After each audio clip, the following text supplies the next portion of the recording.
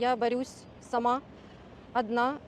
Вся моя семья за гратами, как говорится, в заключении, и мне нужна помощь. Мене звати Айше Куртамет. Я являюсь мамою Апаза Куртамет, политзаключенного. В общем, на момент его похищения, недалеко от дома, в Херсонской области, где мы жили, ему было 19 лет, сейчас уже 22. И вот на протяжении 3 лет он отбывает свое наказание, ни за что обвиненный, безвинный.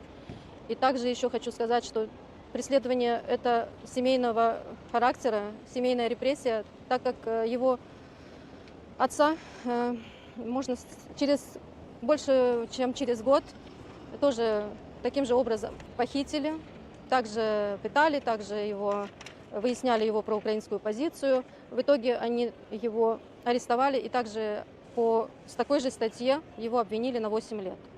Я все эти 3 года с надеждой живу, что правительство услышит голос моего сына и наши все обращения, его личное обращение к президенту Зеленскому, к другим президентам Турции, Эрдогану.